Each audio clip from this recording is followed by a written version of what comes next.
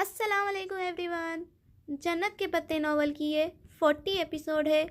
چلیے شروع کرتے ہیں. آڈیٹوریم اسٹوڈنٹ سے کھچا کھچ بھرا تھا. باسکٹ بال کا میچ جاری تھا. کورٹ میں لڑکے نارنجی گیند اچھالتے ادھر ادھر بھاگ رہے تھے. تماشائیوں کی نگاہیں بھی گیند پہ لگی تھیں.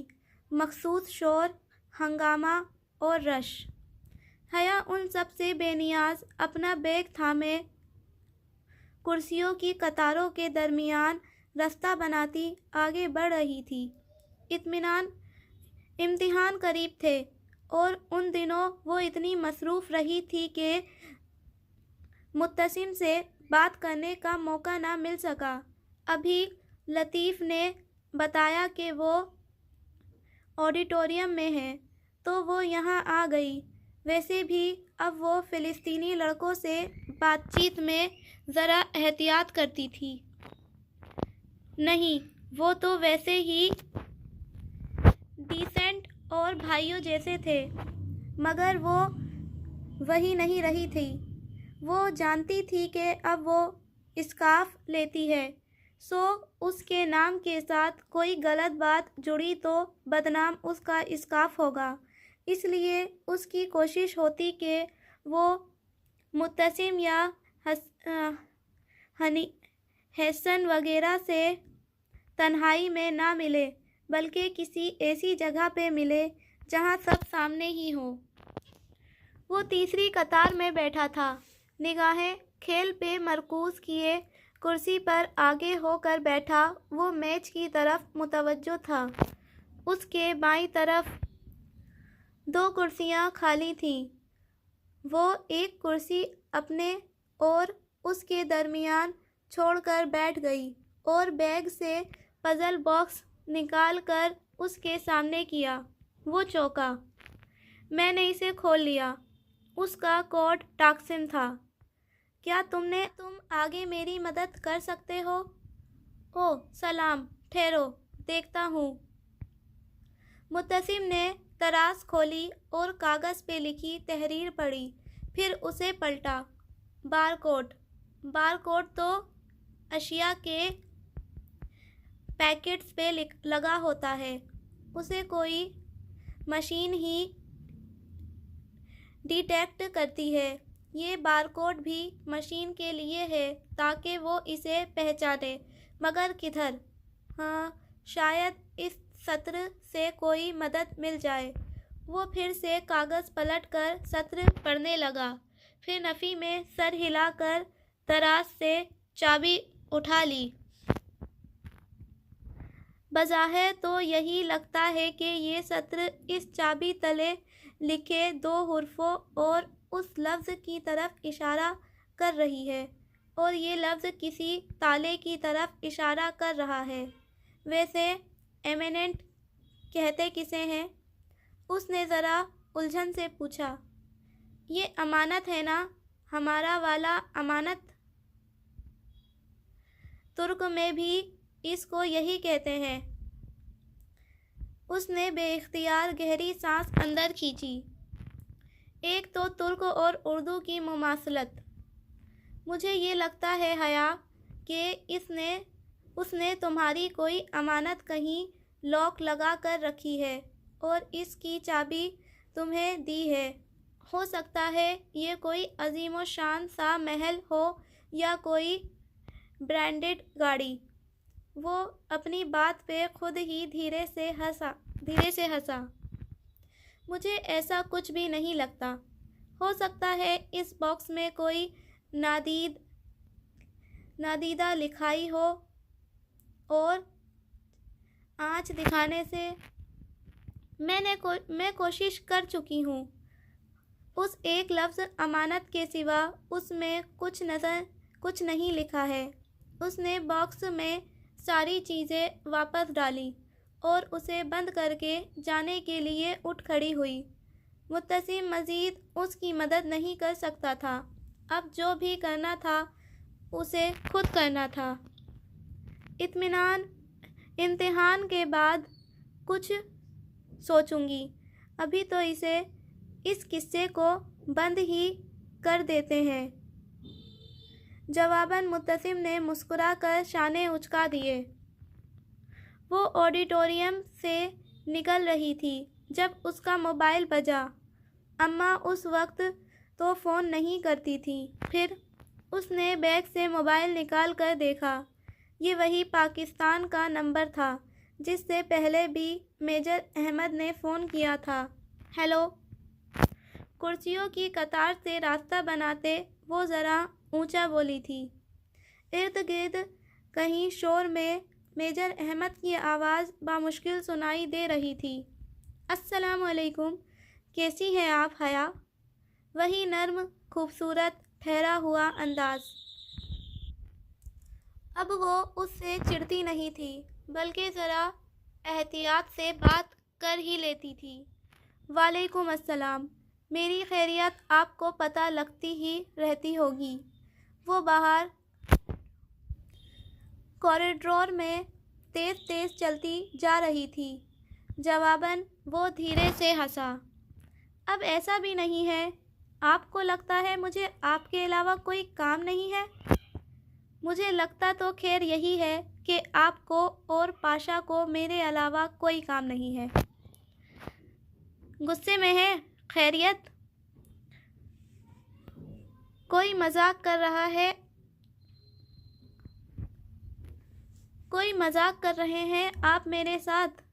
میں کتنی پہلیاں بوجھوں، اس نے رنج سے انداز میں کہتے ہوئے اپنا بیگ اتار کر سبانجی کی عمارت کی بیرونی سیڑھیوں پہ رکھا۔ میں معذرت خواہ ہوں، بعض چیزیں اتنی حساس ہوتی ہیں کہ انہیں بہت رازداری سے کسی کے حوالے کرنا پڑتا ہے تاکہ وہ غلط شخص کے ہاتھ نہ لگ جائے۔ ویسے 1 گھنٹے کا کام تھا، آپ نے ہی اتنے دن لگا دیے۔ خیر، آپ کا پزل تو میں حل کر ہی لوں گی، مگر کیا گارنٹی ہے کہ آخر میں مجھے اپریل فول کے الفاظ نہیں ملیں گے؟ وہ وہیں سیڑھیوں پر بیٹھ گئی تھی۔ استنبول کی دھوپ ارد گرد سبزہ کو سنہری پن عطا کر رہی تھی۔ اتنا غیر سنجیدہ سمجھتی ہیں آپ مجھے؟ کیوں؟ کیا آپ ہی نہیں ہیں جو خواجہ سرا بن کر مجھ سے ملے تھے؟ کبھی شرمندگی نہیں ہوئی آپ کو اس بات پہ؟ شرمندگی کیسی؟ میں خواجہ سرا بن کر آپ سے ملا ہی تھا، خواجہ سرا بن کر کوئی محفل تو نہیں لگائی تھی۔ وہ شاید برا مان گیا تھا، مگر خواجہ سرا بننا بذات خود ہی بہت عجیب ہے۔ کیوں؟ کیا خواجہ سرا انسان نہیں ہوتے؟ کیا وہ جانور ہوتے ہیں؟ میں نے ان کا حلیہ اپنایا تھا مگر آپ کے لیے نہیں۔ میں تو اپنے کام سے وہ سب بنا تھا، بس اسی دوران آپ مل گئیں۔ آپ اپنے کام خواجہ سرا بن کر نکلواتے ہیں؟ وہ دم بخود رہ گئی۔ پہلی دفعہ کوئی سوال اس نے بچوں کی سی دلچسپی سے پوچھا تھا۔ کبھی میرے آفس آئیے گا، میں آپ کو اپنے کام کا تفصیل بتاؤں گا۔ آپ کے آفس میں کبھی نہیں آ رہی، مگر وہ امانت، وہ کیسے ڈھونڈوں میں؟ جو لکھا ہے اس پر غور کریں۔ وہ ڈولی کی امانت ہے اور وہ اسی کو ملنی چاہیے جو اپنی صلاحیتوں سے خود کو اس کے قابل ثابت کر سکے۔ کیا آپ اتنی باصلاحیت ہیں؟ ٹرائی می، اس نے جتا کر کہتے ہوئے فون بند کر دیا۔ سبانجی کی دھوپ ابھی تک سیڑھیوں پہ اس کے قدموں میں گر رہی تھی۔ کلنگ کی انتظار گاہ میں ٹھنڈی سی خنکی چھائی تھی۔ وہ کوچ پہ خاموشی سے بیٹھی اپنی باری کا انتظار کر رہی تھی۔ حالے کے دوست سے اس نے ایک ڈرماٹولوجسٹ سے وقت لیا تھا۔ اس کے بال بظاہر ٹھیک نظر آتے تھے اور عائشہ کے دیے گئے لوشن کام کر رہے تھے، مگر ہاتھ لگانے پر وہ پہلے سے زیادہ روکھے لگتے اور سر کی جلد جو خراب ہو ہوئی وہ الگ۔ حیا نے اپنا پرس ساتھ ہی رکھا ہوا تھا۔ ٹریسر والی ڈبیا روم میں ہی تھی۔ اب وہ اسے استنبول میں اپنے ساتھ لے کر نہیں جاتی تھی۔ تب ہی اس کے ساتھ والی نشست پہ ایک سیاہ عبایا والی لڑکی آ بیٹھی۔ بیٹھتے ہی اس نے چند گہرے سانس لے کر تنفس بحال کیا، پھر ٹشو سے نقاب کے اندر چہرہ تھپ تھپانے لگی۔ اس کے انداز سے لگ رہا تھا کہ وہ پیدل آئی ہے اور بہت تھک گئی ہے۔ حیا لاشعوری طور پہ نگاہوں کا زاویہ موڑ کر اسے دیکھنے لگی۔ جانے کیوں آج کل وہ عبایا اور حجاب والی لڑکیوں کو بہت غور سے دیکھا کرتی تھی۔ استنبول میں ایسی لڑکیاں بہت کم ہی نظر آتی تھیں، البتہ اسکارف اور لانگ اسکرٹ والی مل جاتی۔ اکثریت ایسی لڑکیوں کی ہوتی جن میں سے ایک اس کے سامنے کوچ پہ بیٹھی تھی۔ مختصر اسکرٹ، بنا آستین کے بلاؤز اور خوبصورت بال۔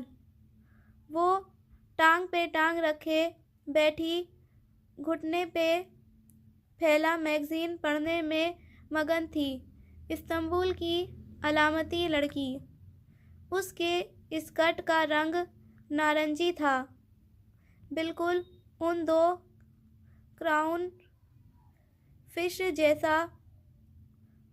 ان دونوں کاؤچ کے درمیان رکھی میز پہ سجے ایکویریم میں تیر رہی تھیں ننھی ننھی سی نارنجی مچھلیاں، جن کی زندگی، جن کی سانس اور جن کی آواز سب پانی تھا۔ عبایا والی لڑکی اب پرس کھول کر کچھ تلاش کر رہی تھی۔ حیا ابھی تک اسے یوں ہی دیکھ رہی تھی۔ اس نے پرس سے ایک اور نئی جوس کی بوتل نکالی اور اس کا ڈھکن اتارا، پھر ذرا رکی اور حیا کی طرف بڑھایا۔ "نو تھینک یو"۔ وہ ذرا سنبھل کر سیدھی ہوئی۔ وہ لڑکی مسکرا کر بوتل میں اسٹرو ڈالنے لگی۔ سیاہ نقاب میں اس کی سرمئی آنکھیں بہت خوبصورت لگ رہی تھیں۔ "آپ ہمیشہ یہ عبایا کرتی ہیں؟" وہ رہ نہیں سکی اور پوچھ ہی بیٹھی۔ "ہاں۔" نقاب تلے ایک گھونٹ لیتے ہوئے اس نے اثبات میں سر ہلایا۔ "آپ کو گھٹن نہیں ہوتی اس میں؟ میرا دل اللہ نے اس کے لیے کھول دیا ہے، سو گھٹن کیسی؟ اور ویسے بھی مسلمان لڑکی تو بہت مضبوط ہوتی ہیں"۔ اس نے بوتل کا ڈھکن بند کرتے ہوئے کہا۔ "مگر مجھے تو نقاب کا سوچ کر ہی گھٹن ہوتی ہے۔ ہو سکتا ہے یہ سب صرف آپ کے ذہن میں ہو۔ آپ کے ذہن میں بھی یہ باتیں آتی ہوں گی نا"۔ وہ اس کی طرف رخ موڑے غیر ارادی طور پہ بحث کرنے لگی تھی۔ "کیا بہت پڑھے لکھے ماڈرن قسم کے لوگوں کے درمیان بیٹھے آپ کو احساس کمتری نہیں ہوتا"؟ ساتھ ہی ایک نگاہ اس نے ایکویریم کے پار بیٹھی ترک لڑکی پر ڈالی جو ابھی تک میگزین میں گم تھی۔ "بہت ماڈرن قسم کے لوگ تو میرے جیسے ہی ہوتے ہیں نا۔ میری شریعت تو دنیا کی سب سے ماڈرن جدید شریعت ہے۔ احساس کمتری تو انہیں ہونا چاہیے جو جاہلیت کے زمانے کا تبرج کرتے ہیں"۔ سمجھتی ہو؟ اسے اندازہ تھا، پھر بھی اس نے نفی میں گردن ہلائی۔ تبرج؟ او، کیسے سمجھاؤں؟ اس لڑکی نے لمحے بھر کو سوچا۔ تم نے دبئی کے وہ اونچے اونچے ٹاورز تو دیکھے ہوں گے، برج عرب، برج خلیفہ۔ ہاں، تصویر میں۔ بس اسی برج سے یہ تبرج نکلا ہے۔ کسی شے کو اتنا نمایاں اور خوبصورت بنانا کہ دور سے نظر آئے۔ وہ صدیوں پہلے یوسف علیہ السلام کے مصر کی عورتیں تھیں جو تبرج کرتی تھیں۔ وہ ابو جہل کے عرب کی عورتیں تھیں، زیب و زینت کر کے مردوں کے درمیان سے گزرتی تھیں۔ اگر استنبول کی لڑکیاں ان زمانہ جاہلیت کی عورتوں کی پیروی کرتی ہیں تو وہ ماڈرن تو نہ ہوئی نا؟ ماڈرن تو وہ ہے، ماڈرن تو میں ہوں، تم ہو، پھر کیسی شرمندگی؟ اس نے رسان سے کہتے ہوئے شانے اچکائے۔ اللہ اللہ، یہ اعتماد! وہ دم بخود رہ گئی۔ ترکوں کا اثر تھا، وہ بھی اللہ اللہ کہنے لگی تھی۔ تمہیں لگتا ہے تم کبھی نقاب نہیں پہن سکتی؟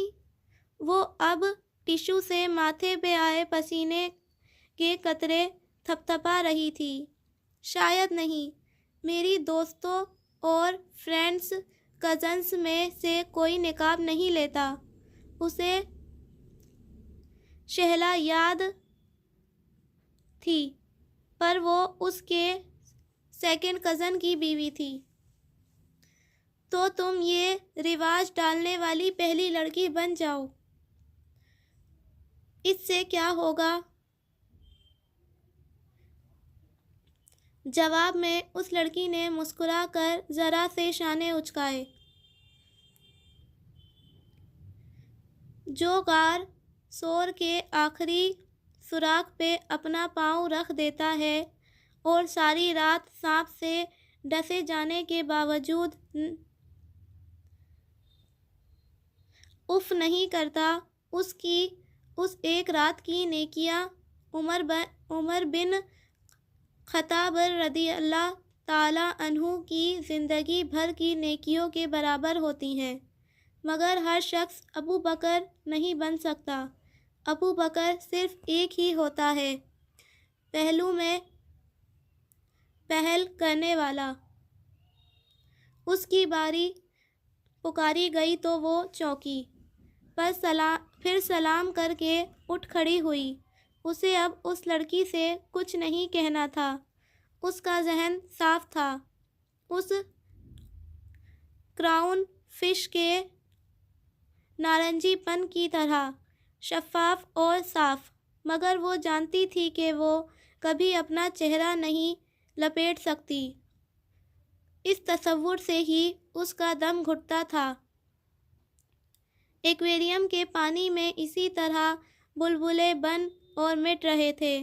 دونوں مچھلیاں بنا تھکے ایک دوسرے سے پیچھے دائرے میں دوڑ رہی تھیں، دائرہ جس میں آغاز اور اختتام کی تفریق مٹ جاتی ہے۔ استقلال جدیسی میں معمول کی چہل پہل تھی۔ ٹھنڈی سی دھوپ گلی کے دونوں اطراف میں اٹھی قدیم عمارتوں پہ گر رہی تھی، گویا سنہری برف ہو۔ وہ جہان کے ساتھ ساتھ چلتی گلی میں آگے بڑھ رہی تھی۔ پھر اتفاق ہوا تھا کہ اس نے سیاہ اسکارف اور سیاہ اسکرٹ کے ساتھ گرے بلاؤز پہن رکھا تھا، اور جہان نے سیاہ جینس پہ گرے آدھی آستین والی ٹی شرٹ۔ آج جب وہ ادھر آئی تھی تو اس نے خواہش کی تھی کہ وہ استقلال اسٹریٹ کو ختم کرنا چاہتی ہے۔ اسے اس گلی کا انت دیکھنا تھا۔ اب وہ اسی لیے چلتی جا رہی تھی۔ کچھ پیو گی؟ جیہان نے رک کر پوچھا، پھر جواب کا انتظار کیے بنا ایک کیفے میں چلا گیا۔ جب باہر آیا تو اس کے ہاتھوں میں 2 ڈسپوزیبل گلاس تھے اور بغل میں رول شدہ اخبار۔ شکریہ، اس نے مسکراتے ہوئے گلاس تھاما۔ جھاگ سے بھرا پیٹا کولاڈا، ناریل اور انناس کی رسیلی خوشبو اور ٹاکسم اسکوائر سے اٹھتی ٹیولپس کی مہک۔ اس نے آنکھیں بند کر کے سانس اندر کھینچی۔ جیہان سکندر کا استنبول بہت خوبصورت تھا۔ ہاں، اچھا ہے، وہ خود ہی تبصرہ کرتا گھونٹ بھر رہا تھا۔ حیا نے اس کے گلاس پکڑے ہاتھ کو دیکھا۔ اس نے وہ پلیٹینم بینڈ نہیں پہن رکھا تھا۔ یہ ان کی منگنی کے بہت پہلے ملاقات تھی اور اس میں اتنی انا تو تھی کہ اسے خود سے کبھی اس موضوع کو نہیں چھیڑنا تھا۔ تم اس روز 2 دفعہ آئی تھی، بیک ڈور کی ضرورت کیوں پڑ گئی؟ وہ سرسری انداز میں پوچھ رہا تھا۔ یقیناً اس کے ورکر نے اسے پوری رپورٹ دی ہوگی، مگر جواب اس کے پاس تیار تھا۔ عائشہ گل نے بے شک کہا تھا کہ سچ سے بہتر جواب کوئی نہیں ہوتا، مگر اس وقت عائشہ کون سا دیکھ رہی تھی؟ کوئی جاننے والا نظر آ گیا تھا۔ ہالے اور میں نے اس سے ٹکرانے سے بہتر سمجھا کہ دوسری گلی میں چلے جائیں۔ ویسے بھی شٹل کے آنے تک ہمیں انتظار تو کرنا تھا نا۔ اگر کبھی پچھلی گلی میں کوئی جاننے والا ملے اور تمہیں استقلال میں آنا پڑے تو بے شک برگر کنگ کے اسی دروازے کو استعمال کر لینا۔ اس کی پچھلی طرف گھنٹی لگی ہے۔ گلاس خالی کر کے جیہان نے کچرے دان میں اچھال دیا۔ حیا کا ابھی آدھا گلاس باقی تھا۔ تم سناؤ، تمہیں لندن کب جانا ہے؟ وہ کافی بلند آواز میں بول رہی تھی۔ قریب سے گزرتے تاریخی سرخ ٹرام میں سوار سیاحوں کا گروہ اونچی اونچی سیٹیاں بجا رہے تھے، جس کے باعث کان پڑی آواز سنائی نہ دیتی تھی۔ اگلے ماہ کا سوچ رہے ہیں، تب تک تم بھی فارغ ہوگی۔ باقی ایکسچینج اسٹوڈنٹ کہاں جا رہے ہیں؟ کچھ ترکی میں ہی گھومے پھریں گے اور کچھ قطر، پیرس، دبئی وغیرہ جا رہے ہیں۔ تو تم ہمارے ساتھ لندن چلو نا، پھر جولائی میں واپس آ کر کلیئرنس کروانا اور پاکستان چلی جانا۔ میں اپنی دوستوں کے ساتھ بیوے قدا رہنا چاہتی ہوں۔ جیہان کے ساتھ لندن جانے کا خیال کافی پرکشش تھا، مگر اس نے فوراً حامی بھرنا مناسب نہ سمجھا۔ اوہ، ڈونٹ ٹیل می کہ تم ابھی تک وہی رپورٹ لکھ رہی ہو۔ جیہان نے ہاتھ ہلا کر گویا ناک سے مکھی اڑائی۔ حیا نے گردن پھیر کر اسے دیکھا۔ ہالے کی دوست چھاپنے کے لیے تیار تھی، مگر جیہان کے منع کرنے پر اس نے وہ رپورٹ بند کر دی تھی۔ آج صبح ہی جب وہ اس بارے میں سوچ رہی تھی تو اسے لگا اسے یہ سب کسی بااعتماد شخص سے شیئر کرنا چاہیے، اور میجر احمد سے بڑھ کر کسی پہ اعتماد نہیں تھا۔ تب ہی صبح اس نے میجر احمد کو ٹیکسٹ کیا تھا کہ وہ بات کرنا چاہتی ہے، مگر کوئی جواب نہیں آیا تھا۔ نہیں، میں نے اسے ذہن سے نکال دیا ہے۔ Good girl. وہ ایک دم اس کے بالکل مقابل آ کھڑا ہوا، یوں کہ حیا کے سامنے کا منظر چھپ گیا۔ وہ ناسمجھی سے اسے دیکھنے لگی۔ بعض دفعہ جو ہم دیکھتے ہیں وہ ہو نہیں رہا ہوتا، اور جو ہو رہا ہوتا ہے وہ ہم دیکھ نہیں رہے ہوتے۔ کہتے ہوئے اس نے رول شدہ اخبار کھولا اور پھر اسے لپیٹنے لگا، یہاں تک کہ کون آئس کریم کی سنہری کون کی طرح اس نے اخبار کو رول کر دیا۔ پھر اس نے حیا کا گلاس لینے کے لیے ہاتھ بڑھایا۔ حیا نے ناسمجھی سے گلاس اسے پکڑایا۔ ایک چیز ہوتی ہے نظر کا دھوکہ۔ لوگ وہ نہیں ہوتے جو وہ نظر آتے ہیں، اور جو وہ ہوتے ہیں اسے وہ چھپا کر رکھتے ہیں۔ اس نے گلاس کون کے منہ میں انڈیل دیا۔ جوس دھار کی صورت اخبار کی کون میں گرنے لگا۔ جیہان نے خالی گلاس حیا کو تھمایا اور اخبار کی کون کو مزید لپیٹنا شروع کیا، پھر اس کا منہ بند کر دیا اور مخالف سمت سے اخبار کھولنے لگا۔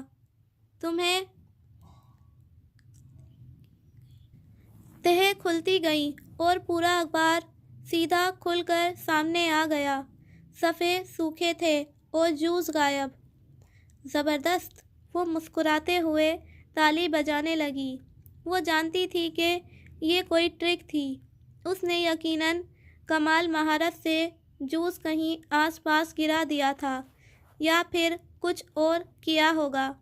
بہرحال اس کا انداز متاثر کن تھا۔ وہ دونوں پھر سے ساتھ چلنے لگے تھے۔ جیہان نے اخبار اب دوڑیا تہہ کر کے ہاتھ میں پکڑ لیا تھا۔ دفعتاً حیا کا فون بجا۔ اس نے پرس سے موبائل نکال کر دیکھا۔ میجر احمد کی کال آ رہی تھی۔ اس نے کال کاٹ دی اور فون رکھ دیا۔ جیہان اتنا مہذب تو تھا کہ کوئی سوال نہ کرتا، مگر وہ خود بتانا چاہتی تھی۔ میجر احمد کی کال تھی، کچھ کام تھا ان سے۔ وہ چلتے ہوئے سرسری انداز میں بولی۔ یہ سرسرا جواب تھا۔ جیہان کے موڈ کا کچھ بھروسہ نہ تھا، مگر وہ اس پہ بھروسہ کرنا چاہتی تھی۔ میجر احمد کون؟ اس نے ناسمجھی سے حیا کو دیکھا۔ پاکستان میں ہوتے ہیں، سائبر کرائم میں انٹیلیجنس آفیسر ہیں، تمہارے ابا کو بھی جانتے ہیں۔ وہ ذرا رخی میں ان سے بات کرو تو تمہیں برا تو نہیں لگے گا؟ میں ان سے بات کروں تو تمہیں برا تو نہیں لگے گا؟ آف کورس نہیں۔ اس نے شانے اچکا دیے۔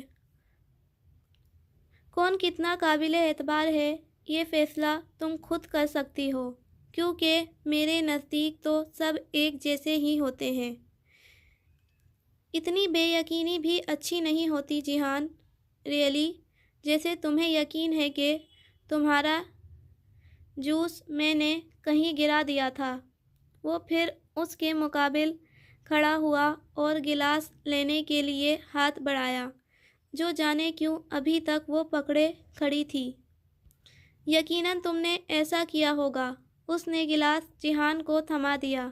تب تک وہ اخبار کو دوبارہ کون کی شکل میں لپیٹ چکا تھا۔ گلاس لے کر اس نے اخبار کی کون کا کھلا منہ گلاس میں الٹا، پینا کولاٹا ایک دھار کی صورت گلاس میں گرنے لگا۔ وہ بے یقینی سے ساکت کھڑی دیکھ رہی تھی۔ یہ تم نے کیسے کیا؟ میں نے خود دیکھا تھا کہ اخبار سوکھا تھا۔ پھر یہ جوس کہاں سے آیا؟ اگر جادوگر اپنی ٹرک کہ گورا بعد ہی راز بتا دے تو کیا فائدہ؟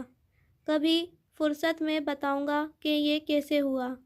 البتہ اگر تم میری جگہ پہ کھڑی ہو کر دیکھتی تو جان پاتی کہ کیسے کیا ہے۔ جب تک انسان دوسرے کی جگہ پہ کھڑا ہو کر نہیں دیکھتا اسے پوری بات سمجھ میں نہیں آتی۔ تم عجیب ہو جیحان، اس نے طاہر سے سر جھٹکا۔ ان دونوں چیزوں کو ٹریش میں پھینک دو، میری پیاس مر گئی ہے۔ وہ ہنس پڑا۔ نہیں، تمہاری پیاس ڈر گئی ہے۔ پھر شعبدہ باز نے دونوں چیزیں ایک قریبی کچرے دان میں اچھال دیں۔ دور سامنے گلی کے اختتام پر ایک اونچا ٹاور تھا جس نے گلی کا دہانہ بالکل بلاک کر رکھا تھا، جیسے زمین سے الگ آیا ہو۔ وہ یوں تھا جیسے پاکستان میں اونچی گول سی اینٹوں کی بھٹی ہوتی ہے، ویسا ہی سلنڈر نما ٹاور جس کا گنبد کون کی شکل کا تھا۔ یہ رہا وہ انت گلاٹا ٹاور جسے جاننے کا تمہیں تجسس تھا۔ اس نے ٹاور کی طرف اشارہ کیا۔ اور انت جاننے کا سب سے بڑا نقصان پتہ ہے کیا ہوتا ہے جیحان؟ جیحان نے سوالیہ نظروں سے اسے دیکھا۔ انسان کا سفر ختم ہو جاتا ہے۔ اس نے گہری سانس لی اور پلٹ گئی۔ وہ شانے اچکا کر اس کے پیچھے ہو لیا۔